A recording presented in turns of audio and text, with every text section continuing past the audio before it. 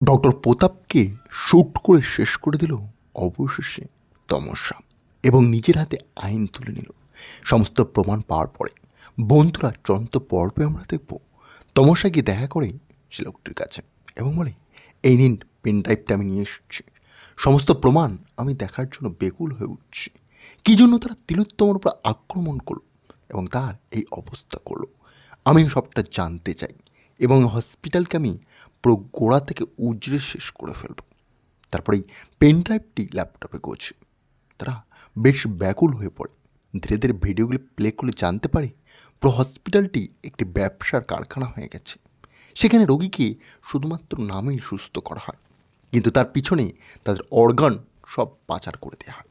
এই সবটা জানতে পেরে তমসা ভেঙে পড়ে বলে, আমার তিলোত্তমাতে কী ক্ষতি করেছিল, তাকে এভাবে আঘাত করা হয়েছিল, সে তো কারো ক্ষতি চায়নি, তারপরেও মানুষ তাকে শেষ করার চেষ্টা করলো। এই দুনিয়ায় ভালো কিছু ঘটতে দিতে চায় না মানুষ। আর যারা টাকা অর্জন করছে তারা শুধু বেঁচে থাকতে চায়।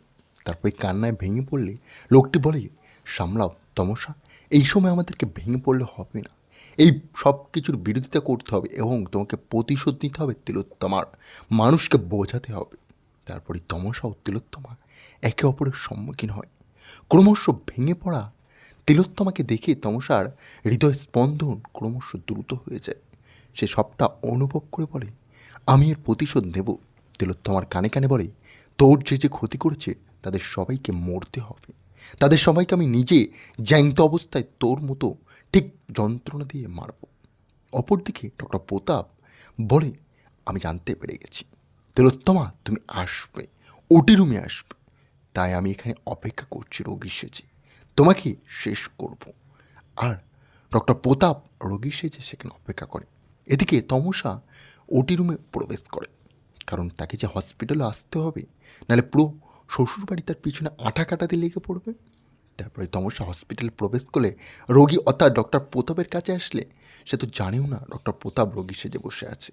তার কাছে আসলে হাত ধরানোর সঙ্গে সঙ্গে ডক্টর প্রতাপ তমসার আর বলে, তিলোত্তমা তুমি বেঁচে আছো, এবং তার উপরে আক্রমণ হয়।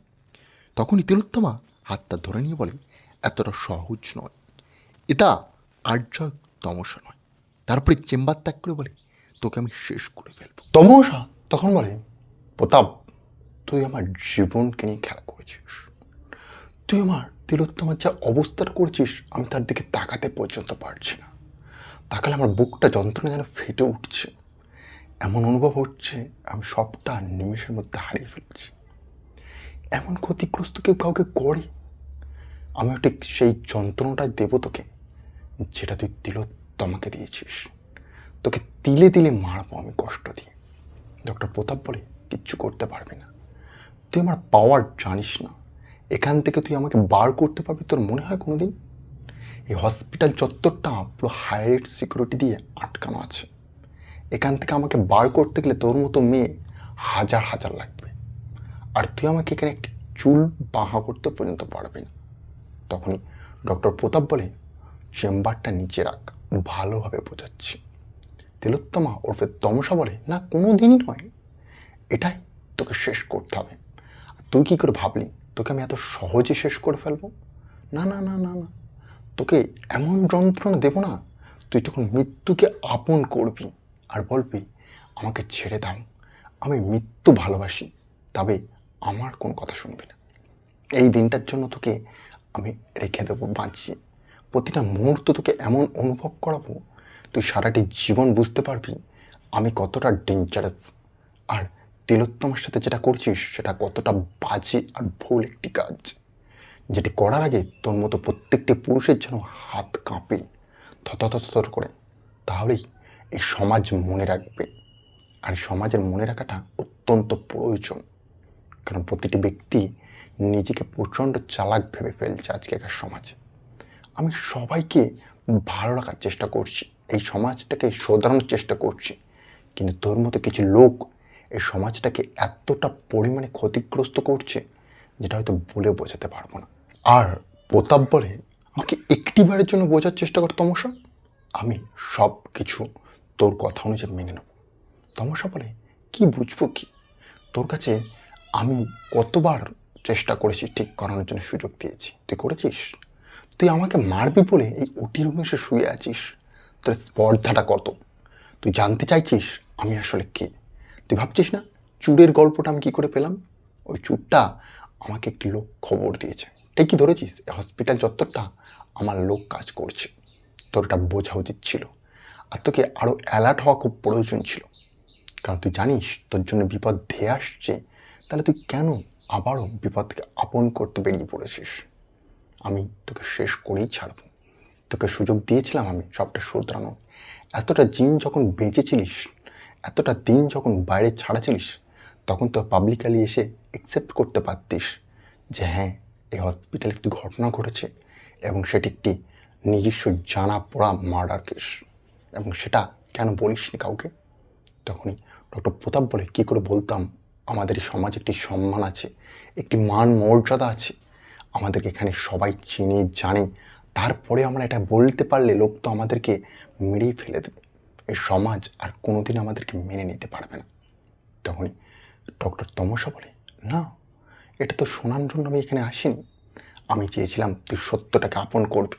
তুই যখন সত্যটাকে এতটা দিন আপন করিসনি, তাহলে তোকে আজ আমার হাতে নয় মরতে হবে, আর নাহলে সব কিছু ত্যাগ করতে হবে। তখনই ডক্টর প্রতাপ বলে, আমি সব ত্যাগ করতে রাজি, আমাকে মারিস না, একটি সুযোগ দিয়ে দেখ, আমি সব স্বীকার করে নেব। প্রয়োজন পড়লে আমি সবার কাছে গিয়ে হাত জোর করে ক্ষমা চাইব, এমনকি আমি তিলোত্তমার পা ধরে ক্ষমা চাইব। কিন্তু তমসা বলে, তুই কী করে জানলি? তিলোত্তমা তো পৃথিবীতেই নেই, সে যে পৃথিবী ছাড়া হয়ে গেছে। তখন ডক্টর তমসা বলে, আমি আর কিচ্ছু শুনতে চাই না, আমি জাস্ট তোকে একটি সুযোগ দিচ্ছি, যা নিজে হাতে নিজেকে শেষ কর, যেন আমার মনে শান্তি লাগে। আর নাহলে সমস্ত পাবলিককে গিয়ে তুই স্বীকার কর যে তুই কাজটা করেছিস, হসপিটালে একটি মার্ডার হয়েছে এবং তুই সেটাতে যুক্ত, তুই মেন অ্যাকিউজড। এটা সবাইকে বল, তাহলে আমি মানতে রাজি। তিলোত্তমার কথা শুনে তো মাথার কাজ করে না কোনো মতে। ডক্টর তখন বলে, এসব করলে যে আমাদের মান মর্যাদা চলে যাবে, হসপিটাল ভেঙে যাবে।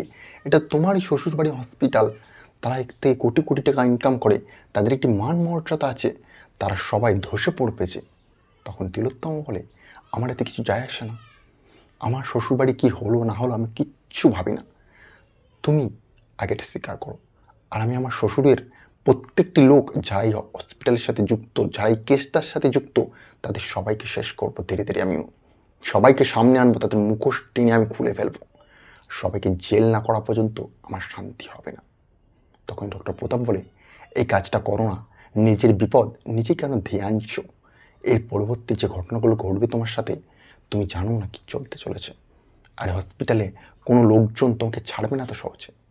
হসপিটালটা অনেক বড়, আর এখানে অনেক কোটি কোটি টাকার ব্যবসা চলে। শুধু তোমার শ্বশুরমশাই এই সব কিছুর পেছনে জড়িত নেই, না আবার শুধু আমরা আছি। এই অর্গানের ব্যবসাটা অনেক লার্জ স্কেলে চলে। তোমার কি মনে হয় নেতা, মন্ত্রী, পুলিশ এদের পকেটে টাকা যায় না? নাহলে কেসটা সামলাতে পারতাম, নাহলে বিজনেসটা এতদিন ধরে চলতো।